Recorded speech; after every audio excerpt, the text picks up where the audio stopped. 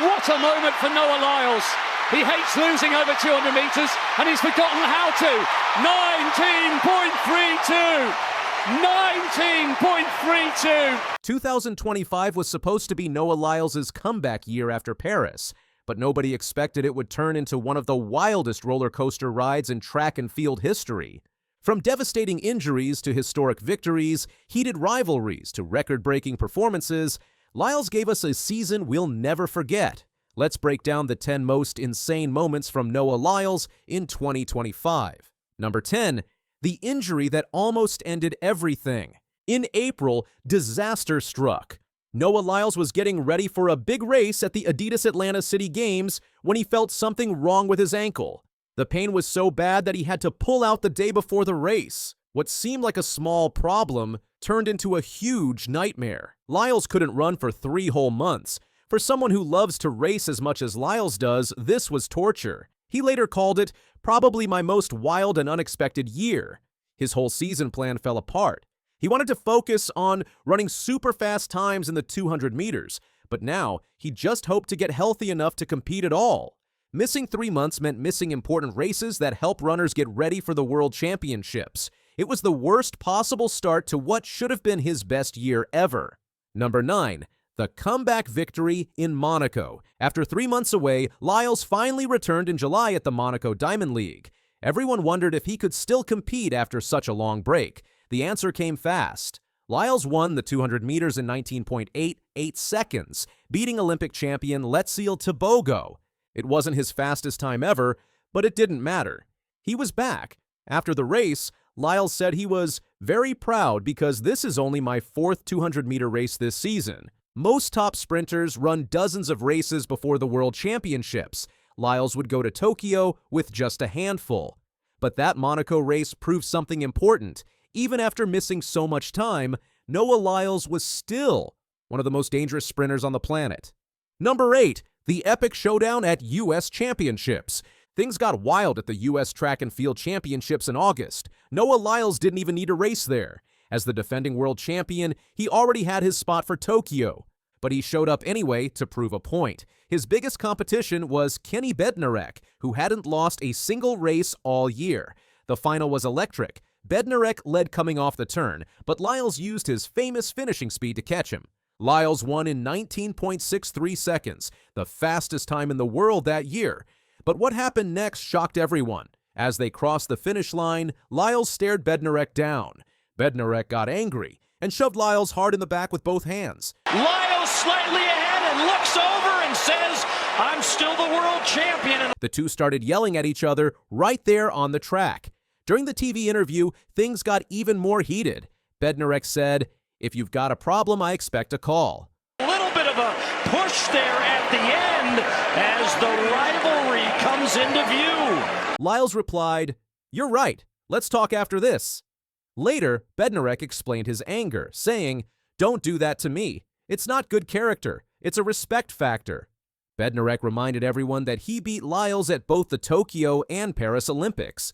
When reporters asked Lyles about it, he just said, "On coach's orders, no comment." The rivalry was real, and it was getting personal. Number 7. Losing to Kishane Thompson in Poland. In August, Lyles faced Kishane Thompson in Poland for the first time since the Paris Olympics. Thompson had been talking about wanting revenge. This time, he got it. Thompson exploded out of the blocks and won in 9.87 seconds. Lyles finished second in 9.90, his best 100-meter time of the season, but it wasn't enough. After the race, Lyles wasn't upset. He said, "I needed to see a sub-10. I am getting the confidence." But Lyles also said something crazy before the race. He told reporters, "Personally, I wanted to just do a 1-versus-1 race in Jamaica. I thought that would have just been amazing." He wanted to race Thompson alone, just the two of them, in front of a huge crowd. It was a bold challenge that got everyone talking. The loss hurt, but Lyles was already thinking about the next battle. Number 6. Making history at the Diamond League Final. September brought the Diamond League Final in Zurich, and Lyles was ready to make history. He lined up against Tebogo again in the 200 meters. Lyles started slow, as usual. He was 6th at 20 meters and still trailing at the halfway point, but then his legendary finishing speed took over. He caught Tebogo with just 10 meters left and won in 19.74 seconds. This victory was huge. It was Lyles' fifth Diamond League 200-meter title, tying him with only two other athletes in history. He won the title in 2017, 2018, 2019, 2022, and now 2025. It was also his 19th Diamond League win in the 200 meters, the most ever. After the race, Lyles talked about how hard the season had been. He said, "I've kind of been at the mercy of having to cram a lot of races in at one time. I haven't been back to the US in over a month now." Even Tebogo noticed something different about Lyles. He said, "I think now Lyles is humble. Since Paris, he has been humble. He has not been talking so much." Number 5. Shocking bronze in the World Championships 100 meters. The World Championships in Tokyo started with a massive upset. Everyone expected Lyles and Thompson to battle for gold in the 100 meters.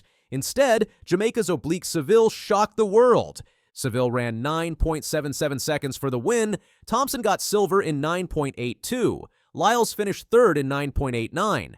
It was a stunning result. Lyles was no longer the fastest man in the world. The six-time world champion had to settle for bronze, but Lyles didn't have time to feel sorry for himself. This time they're away. It's a decent start by Lyles, but not a brilliant one. Thompson's in the driving seat here, but watch Seville on the near side. It's ever so close. Seville from Thompson. Lyles at last is beaten. The 200 meters was coming, and that was his specialty. The bronze medal in the 100 just made him hungrier for gold in the 200. Number 4, the unbelievable 19.51 in the semifinals. 2 days later, Lyles stepped onto the track for the 200-meter semifinals. What happened next was unbelievable. Lyles absolutely destroyed the field, winning in 19.51 seconds. It was the fastest time in the world all year. The defending champion enters the home straight, and he's got 50 meters to go. He's streaking away here, Noah Lyles. He's going all the way to the line. 19.51 for Noah Lyles. It was faster than his winning time from the 2023 World Championships. And remember, this was just the semifinals. After the race, Lyles said, "I surprised myself. I kind of backed up a little bit as we got to the last 20 meters. I am going to put on a whole race in the final." He explained his race plan saying, "The goal today was to do the bend well and finish first. When I got up after the first 50 meters, I thought I heard Jarnell Hughes running along, and I said to myself, 'You ain't catching me.'" Lyles sent a clear message to everyone. He told reporters, "The message today was that they can't beat me. Don't miss the final. It's going to be magical." Number 3, joining Usain Bolt with a historic four-peat. The 200-meter final in Tokyo was the moment everyone waited for. Could Lyles win his 4th straight world title? The race started, and Lyles didn't have his best start, but he stayed patient. At 150 meters, Kenny Bednarek started charging hard from the outside lane. The crowd went crazy, but Lyles kept his cool and his speed. He crossed the line first in 19.52 seconds. Bednarek finished second in 19.58. Lyles had done it.